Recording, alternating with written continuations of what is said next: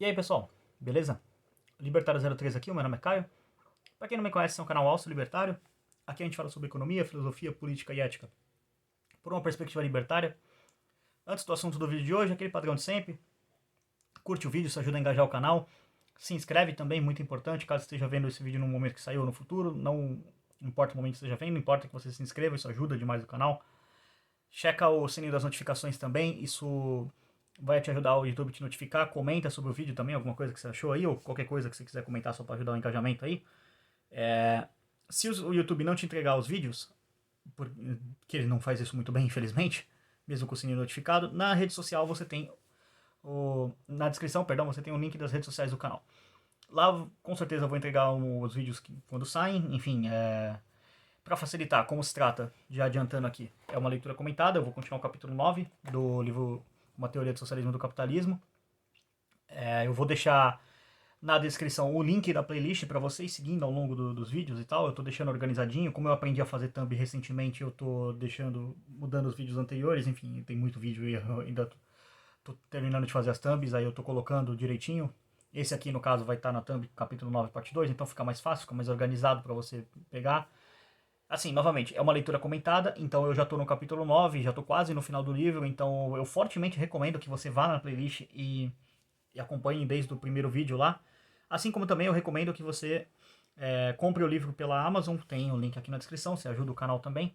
E tem o link também para o download do livro. Se você preferir baixar o livro gratuitamente, esse livro está disponível no site do Instituto Rothbard Brasil, que disponibilizou ele gratuitamente. Então, sem custo nenhum, só pegar o link aí na descrição e baixar ele gratuitamente.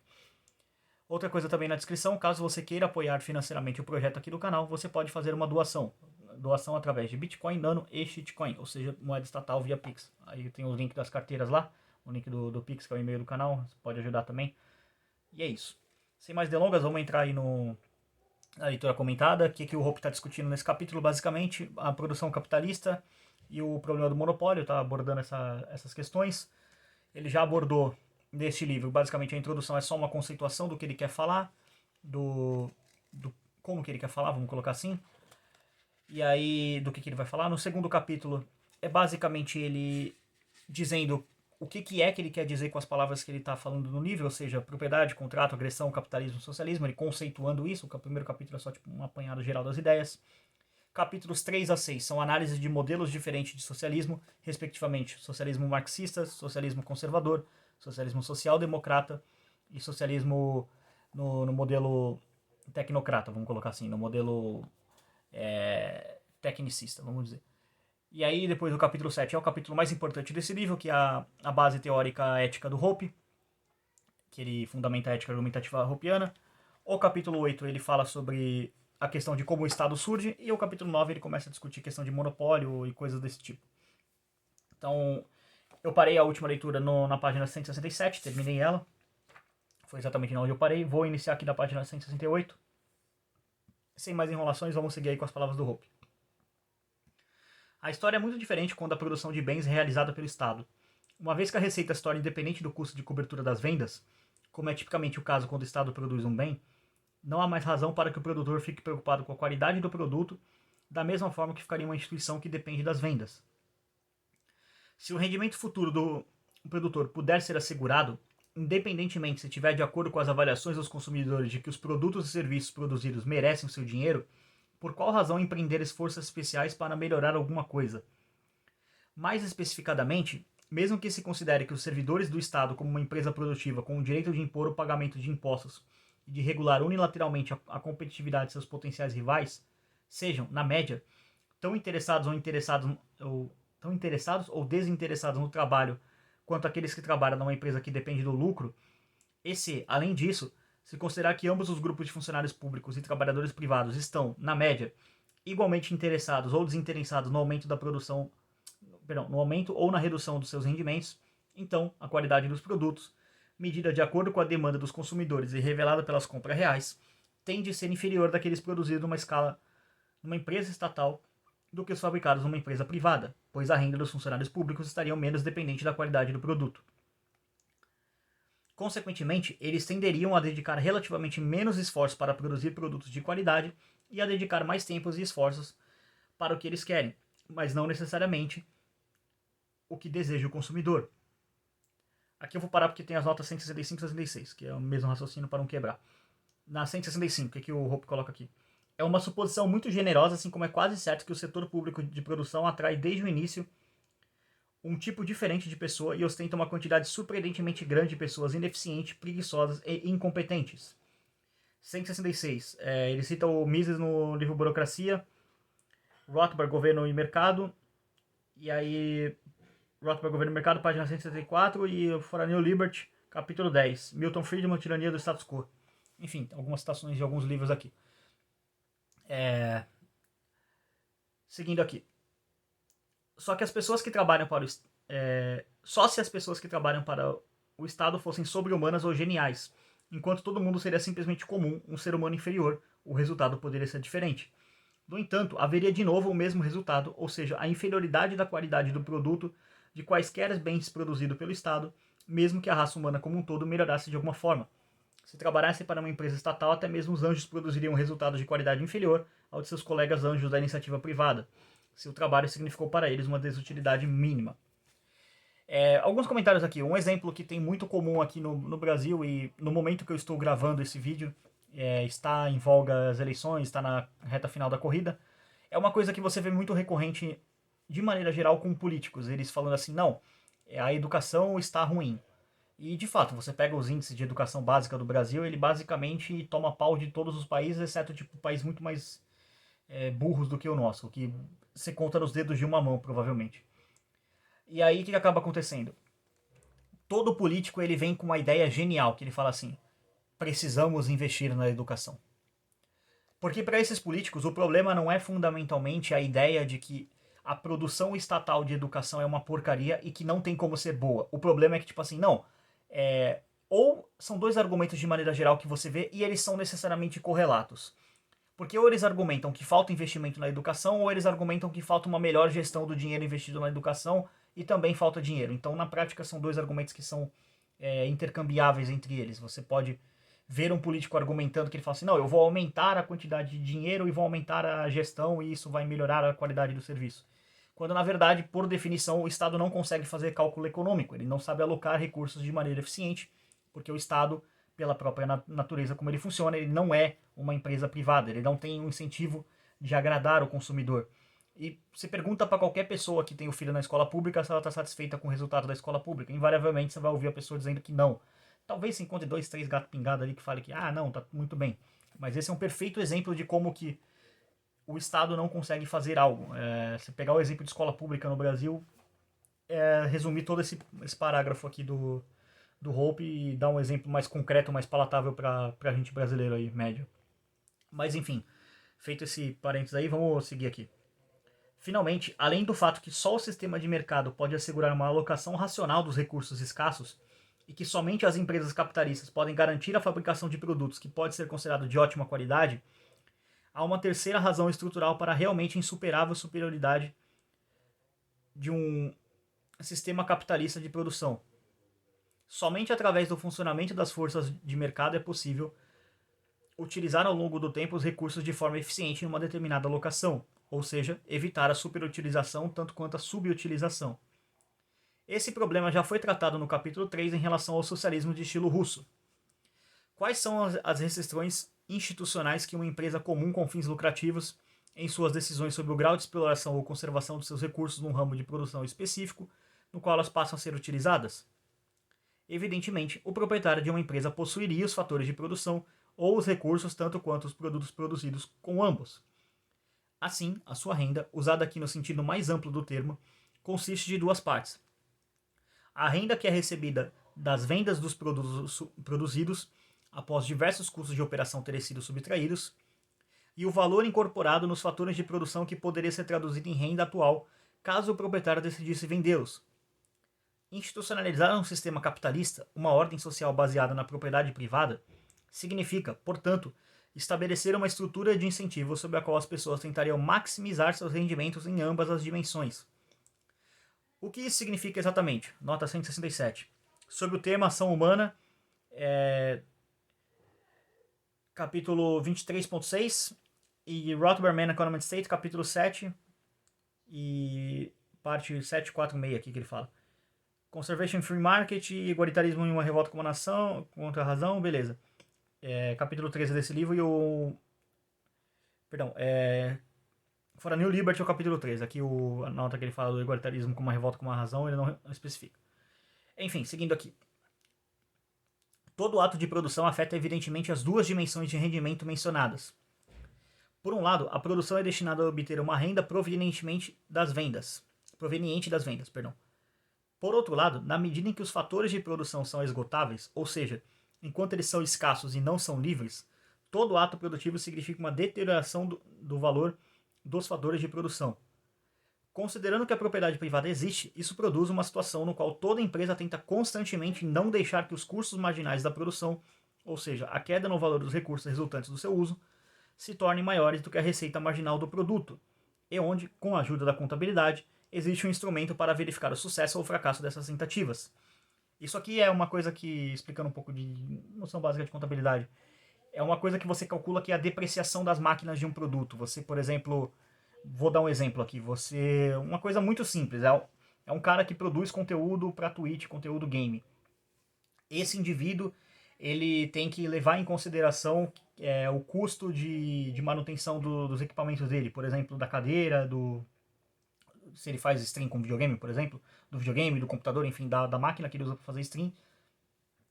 Ele tem que levar em consideração, por exemplo, manutenção, que ele vai precisar fazer, colocar esse custo no papel, essas coisas. É uma coisa muito simples, mas é para vocês entenderem o custo de depreciação que tem da televisão, por exemplo, que ele faz a coisa, porque, sei lá, a televisão não vai durar 50 anos, não vai durar 10 anos, ela tem que ser trocada. Então tem essa questão. Mas, enfim, essa é uma coisa que na contabilidade você consegue fazer o cálculo disso facilmente. Tem fórmula, tem jeito, enfim. O pessoal que é de contabilidade vai entender melhor essa parte.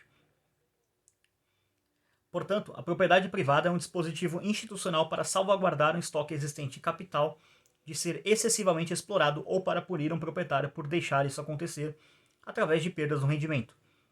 Isso ajuda a permitir que os valores produzidos sejam maiores do que os valores destruídos durante a produção. Em particular, a propriedade privada, só virar a página aqui, é uma instituição na qual um incentivo é estabelecido para adequar de forma eficiente o grau de conservação ou de consumo de um determinado estoque de capital num ramo de produção específico para as mudanças antecipadas do preço. Se, por exemplo, a expectativa fosse de aumento no preço futuro do petróleo acima do seu nível atual, então o valor do capital ligado à produção de petróleo subiria imediatamente, assim como o custo marginal envolvido na produção do produto marginal. Portanto, um empreendimento seria imediatamente forçado a reduzir a produção e, de alguma forma, equivalente a aumentar a conservação, pois a receita marginal do produto no mercado vigente ainda estava num nível inferior inalterado. Por outro lado, se a expectativa fosse de queda nos preços futuros de petróleo abaixo do seu nível atual, isso resultaria numa queda imediata nos respectivos valores e nos custos marginais e, consequentemente, a empresa começaria imediatamente a utilizar o seu estoque de capital de forma mais intensiva, uma vez que os preços no mercado atual seriam relativamente mais altos. E, na verdade, essas duas reações são exatamente os desejáveis do ponto de vista dos consumidores. Quer um exemplo disso aqui, para ficar mais simples, pegando o próprio exemplo do petróleo mesmo que o Hope colocou aqui? Lembra acho que foi no ano passado, se não me engano, 2020, 2021, não lembro agora, que teve o caso que basicamente o petróleo, ele foi a preço negativo. As pessoas, ou seja, o que isso quer dizer? Que os indivíduos que tinham estoque de petróleo, tinham barris de petróleo, eles não, devido a uma queda absurda na demanda que teve por causa do grande evento de 2020 que aconteceu, era mais vantajoso você pagar para uma pessoa levar o barril de petróleo de você para ela se virar com o custo de armazenamento do que você vender ele por qualquer valor. Então as pessoas estavam praticamente, literalmente dando petróleo. E mais do que dando petróleo de graça. Por exemplo, o preço do barril, por exemplo, está $100. Chegou a cair tanto que a pessoa pagava $100 para você levar o barril embora dela. Para você se virar com o problema de armazenar. É um exemplo disso. E acaba fatores que podem prejudicar. Obviamente foi uma intervenção estatal, mas é para pegar um ponto aqui para ficar mais fácil. Mas vamos lá. Se o modo de funcionamento do sistema de produção capitalista é comparado com as circunstâncias que se institucionaliza sempre que o Estado cuida dos meios de produção, surgem diferenças impressionantes. Isso é especialmente verdadeiro quando o Estado é uma moderna democracia parlamentar. Nesse caso, os gestores de uma empresa podem ter o direito de receber as receitas provenientes das vendas, após subtrair o custo de operação. Mas, e isso é decisivo, eles não têm o direito de se apropriar de forma privada das receitas de uma possível venda dos fatores de produção. Num ambiente como este, o incentivo para usar economicamente e ao longo do tempo um determinado estoque de capital é drasticamente reduzido. Por quê? Porque se houver direito de apropriação privada dos rendimentos provenientes das vendas, mas não se tem o direito de se apropriar dos ganhos ou prejuízos no valor do capital que resultam de um determinado nível de utilização desse capital, há então uma estrutura de incentivo institucionalizada, não para maximizar a renda total, ou seja, a riqueza social total de acordo com as avaliações dos consumidores, mas para maximizar os rendimentos provenientes das vendas às custas das perdas do valor do capital. Porque, por exemplo, o governo deve reduzir oficialmente o grau de exploração de um determinado estoque de capital e recorrer a uma política de conservação quando a expectativa é a de que o preço dos bens produzidos aumentem no futuro. Evidentemente, a vantagem dessa política conservacionista, o mais alto valor do capital decorrente dela, não poderia ser aproveitada de maneira privada. Por outro lado, ao recorrer a essa política, os rendimentos provenientes das vendas seriam reduzidos, ao passo que não seriam reduzidos se a conservação fosse esquecida. Em resumo, conservar significa não ter qualquer vantagem e todas as desvantagens. Portanto, se os gestores do Estado não são super-humanos, mas pessoas comuns preocupadas com seus próprios benefícios, deve-se concluir que se trata de uma consequência absolutamente necessária de qualquer produção estatal, que um determinado estoque de capital seja superutilizado e que prejudique o padrão de vida dos consumidores quando comparados à mesma situação sob o capitalismo. Agora é bastante certo que alguém argumente que, na medida em que não se pudesse duvidar do que foi demonstrado até agora, as coisas seriam, de fato, diferentes e a deficiência de um sistema de puro mercado viria à tona assim que se fosse dada uma atenção especial ao caso da produção monopolista. E, por necessidade, a produção monopolista teria que surgir sob o capitalismo, pelo menos no longo prazo.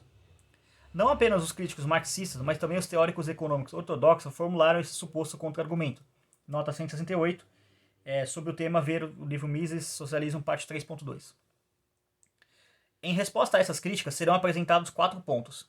Em primeiro lugar, as evidências históricas disponíveis mostram que, ao contrário da tese dos críticos, não há uma tendência em direção ao aumento de monopólio sob um sistema de mercado sem entraves. Além do mais, há razões teóricas que colocam em dúvida se essa tendência poderia prevalecer no livre mercado. Em terceiro lugar, mesmo que esse processo de aumento da monopolização fosse conduzido, seria inócuo do ponto de vista dos consumidores, contanto que a livre entrada no mercado fosse realmente garantida. O quarto ponto é que o conceito de preços de monopólio como diferenciado dos, em contraste aos, preços competitivos, é, numa economia capitalista, algo ilusório. E aqui eu vou encerrar essa parte, porque ela já está mais ou menos na faixa de tempo que eu estou querendo deixar, de 20 a 30 minutos, 25 sendo o ideal.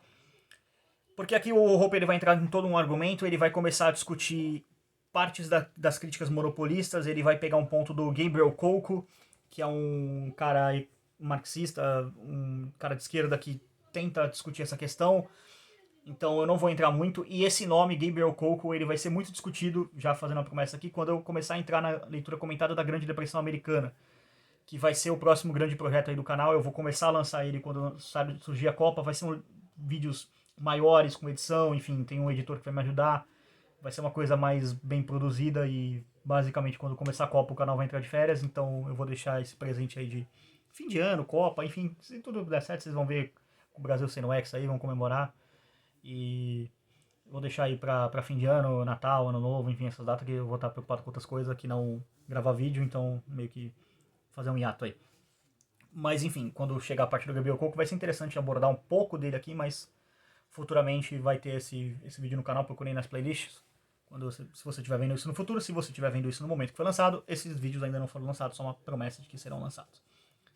Mas enfim, eu vou encerrar essa parte por aqui. Agradeço a todo mundo que está assistindo aí. É uma série bem desafiadora, esse livro é bastante desafiador, é bem legal. Eu gosto de fazer esse conteúdo um pouco mais pesado, um pouco mais nerd, vamos dizer assim, de entrar em livros, dar uma lida, comentar os livros. É uma coisa que é um desafio para mim. E eu gosto desse desafio, não estou dizendo que é ruim não, pelo contrário. Espero que vocês estejam apreciando. Novamente, reforçando, se inscrevam no canal, isso é muito importante. Esses vídeos dão trabalho, é um trabalho de leitura, tem que ler, comentar alguma coisa, dar uma roteirizada um pouquinho antes, para poder ter mais ou menos uma noção do que falar. Enfim. Mas é isso aí, agradeço a todo mundo que assistiu. Por esse vídeo é isso. Tchau, tchau.